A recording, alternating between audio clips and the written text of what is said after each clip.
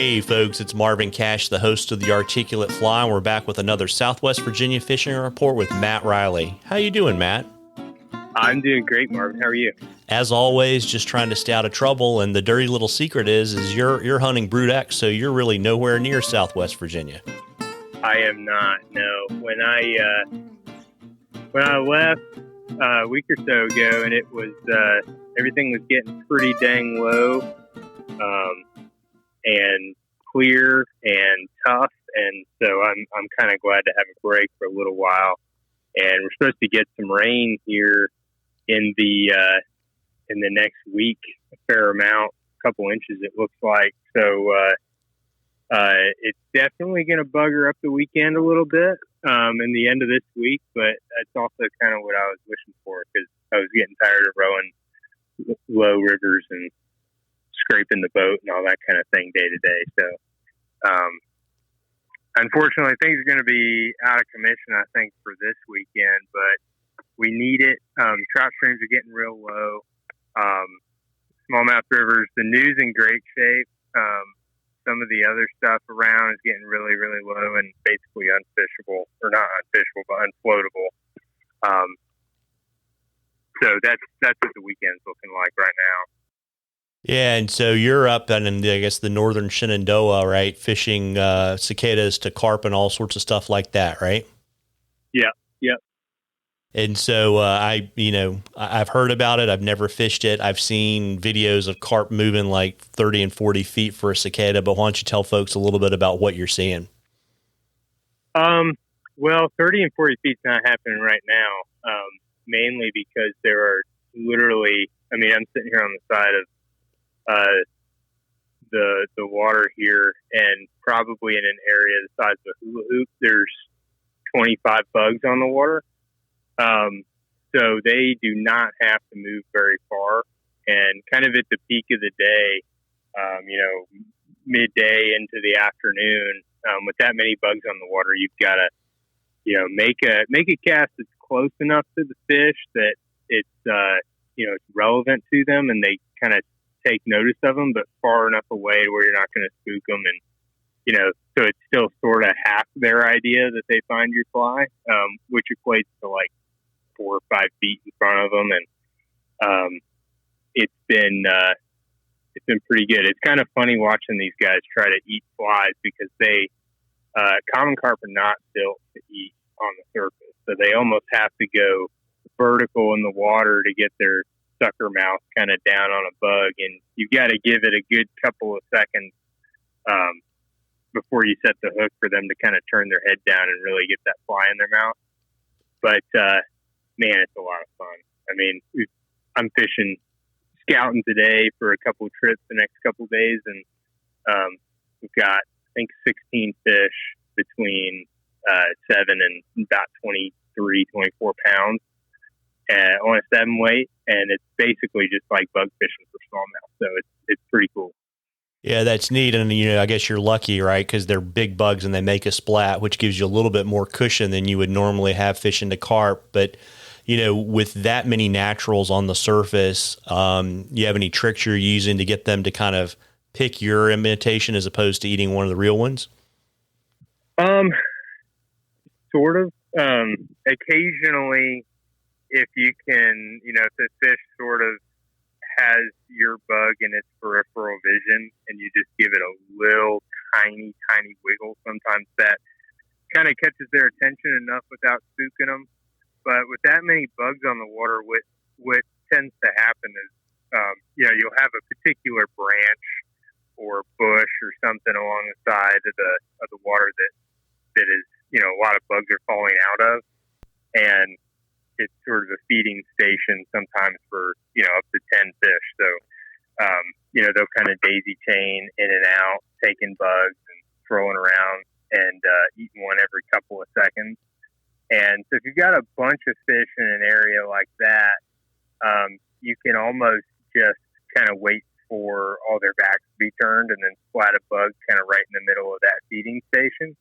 And then, when the 6, 7, 8 fish come back in and just start eating bugs again, you can give it a little twitch or sometimes you just get lucky and they come eat yours. But certainly later in the day and on sections of water where there are a little bit fewer bugs because the density is not uniform.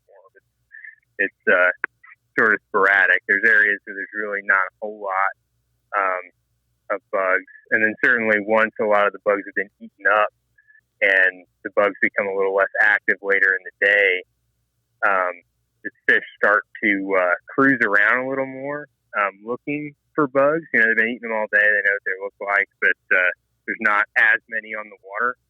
And that's when, they'll come 15, 20, 25 feet for one because, if you splat it out that far in front of them and there's no other option on the water, they go nail it. So that's pretty fun. It's been kind of how I've been closing my day out the last couple of days, is finding those sort of lower density pieces of water and rock and rolling like that. Yeah, which is pretty rewarding after any experience you've had recently fishing over snotty fish. Yeah. I mean, carp are normally snotty, and they're still snotty now, but it's not often you can catch a bunch of carp, on top water like this. Yeah, absolutely. Do you have any patterns you like over any of the other patterns that people are using to fish Brudex? Pretty much the only two that I've been using is Chuck Craft slotted cicada cork bug, painted up a little bit different than I would paint an annual cicada. It's all sort of orange and black on the belly and orange legs versus black legs, or yellow or legs, and then the Blaine's bug, the foam and gummy wing fly. Both of those have just been crushing it. So I literally I bent a couple of hooks out, but I have not lost any. I think I've caught 100 fish on 3 bugs in the last several days. So if you use heavy enough tippet, you don't need a pile of flies, and those 2 flies are really all you need. Got it. So where do you fishing on the poundage on the tippet side? Anywhere from 25 to 12 pound fluorocarbon off of the nylon leader. Same way I deal with smallmouth, just to have that tippet sit slightly below the surface film. And we have gotten into some 40 plus pound grass carp, and in that scenario 12 pounds does not cut it. So 20 or 25 is really what you need. And they, so far have not been shy to that. But with the commons, anything up to 20 pounds. The nice thing about carp is their mouths are like fly patches. You stick a hook in there and they're not coming out. So you got a good hook set. It's basically rubber. Yeah. After the hook set, pretty much if you can just keep the rod tip bent well, you could easily fight a 30 pound carp on 12 pound tippet if you wanted to. But I started the week with 16, and I've dropped down to 12 as the week has worn on, just because I feel like I've gotten a few more fish, but it could just be that, like I said, sometimes the fish literally, they're not refusing it. They just try to eat your bug and they can't. So sometimes it looks like a refusal. And a couple of days ago, I switched over to 12 to see if it would make any difference. And I haven't busted anything off yet. So I've just been rocking and rolling with that. Yeah, well, there you go. And folks, we love questions at the Articulate Fly. You can email them to us or send them to us on our Facebook or Instagram page. And if we use your question, I'll send you some Articulate Fly swag, and we'll enter you into a drawing for something cool for Matt at the end of the season. And, like we always do, and I know since you're going to be out of town for a little bit, you probably have been cranking out articles. What have you been writing for the Rural Virginian? I got just a general sort of carp story that I'm writing right now. This week, And to be honest with you, Marvin, I haven't come up with any more ideas yet. I'm a last minute kind of guy, so probably tonight, tomorrow, the next day, before the wedding, we're going to be hitting the keyboard pretty hard. Well, there you go. And, before I let you hop, why don't you let folks know where they can find you? I know you're super booked up, and, we're probably talking about a handful of dates left in September and, fishing until we've had a couple good hard frosts in October. But why don't you let folks know where to find you so they can book you?